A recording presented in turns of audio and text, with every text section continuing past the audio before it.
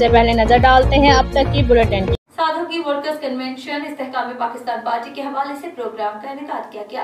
हाफिज साधु की Istehkam Pakistan workers convention party programme Rao Mohammad Imran ने किया।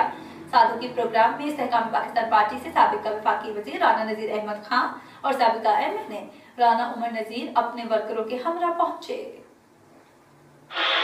Wow, that is some serious. Again, your fans, Rina. Oof, his speed का तो scene ही कुछ और है। Hi, my fan. Ready हो जा।